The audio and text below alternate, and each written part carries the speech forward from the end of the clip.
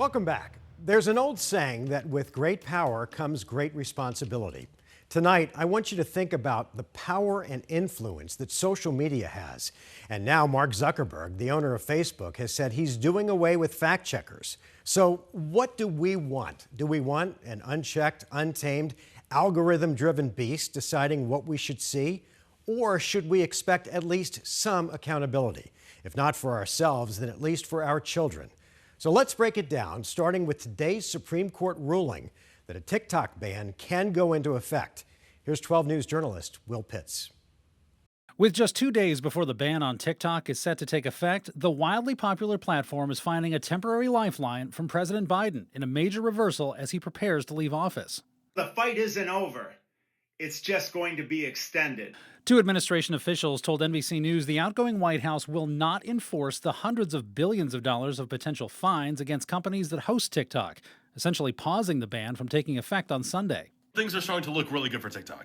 Congress passed the law last spring with overwhelming bipartisan support. It required TikTok's Chinese parent company ByteDance to sell the app to an American company, something it's given no indication it has plans to do. This is all over national security concerns. The Chinese government could steal the user data or manipulate the content shown to Americans. TikTok denies that. Nothing has changed. The national security concerns remain exactly the same. Then why do you think the Biden administration is taking the step to say we're not going to implement this?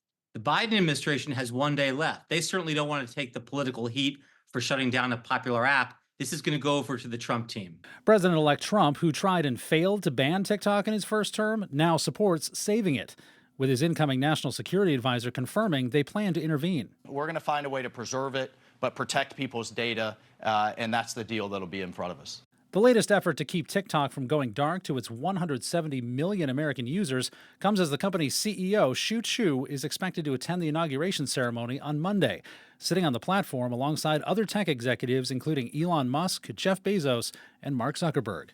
William Pitts, 12 News.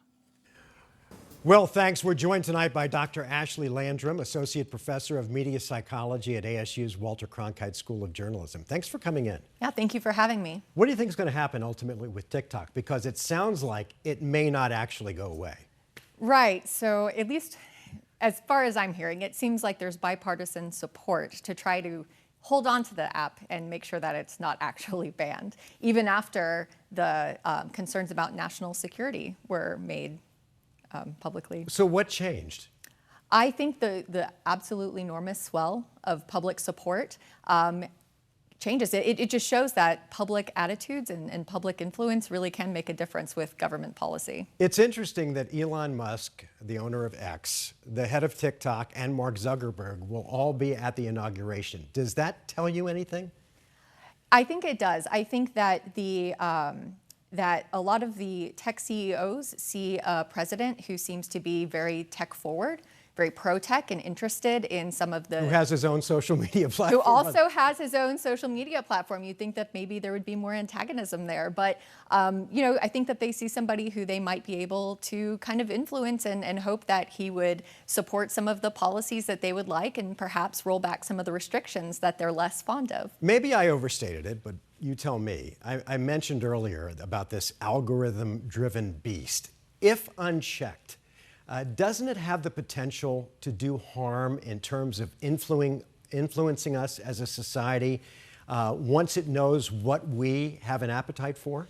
Yeah, so algorithms are an interesting thing. Like clearly we have way too much information in our environment, way too much at our hands. We really can't sort through it in any reasonable way if it was just organized by date, right? We can't just go through what's most what happened most recently. Yeah.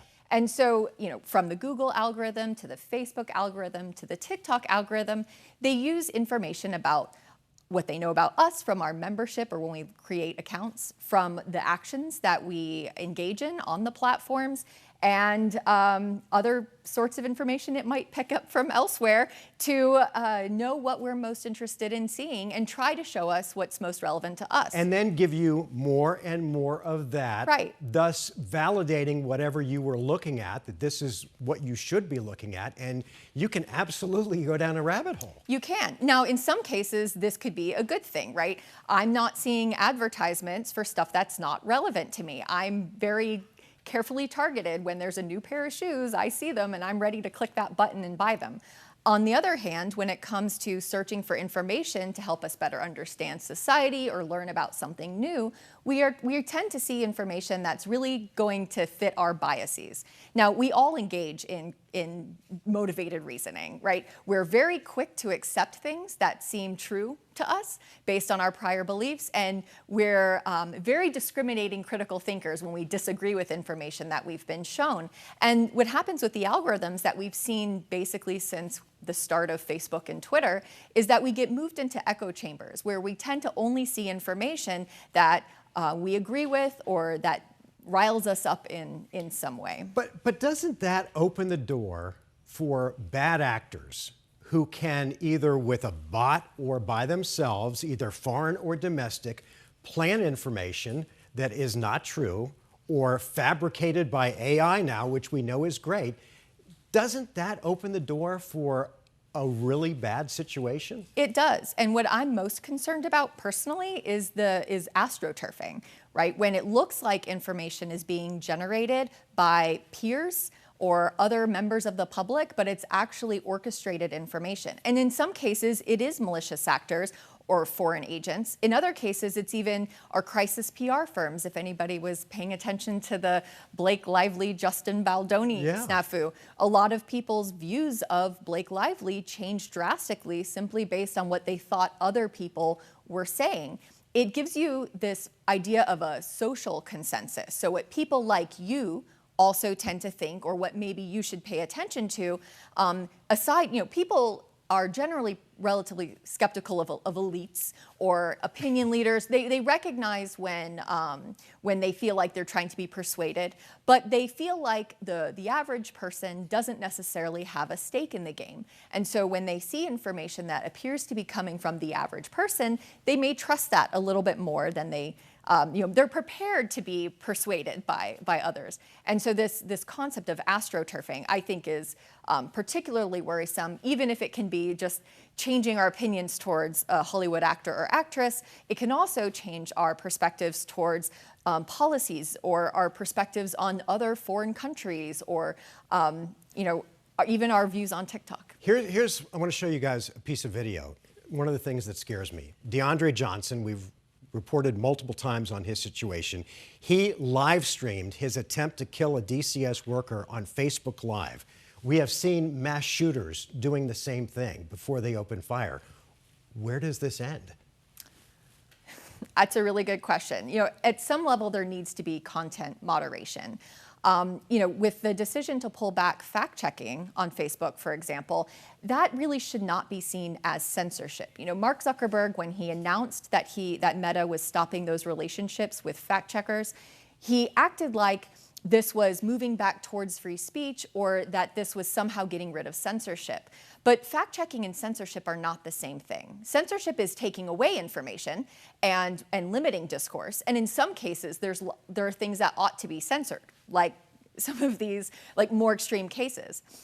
Fact-checking just adds more information to the conversation by checking claims, by connecting it to reliable evidence, generally providing more context for people to be able to make informed decisions.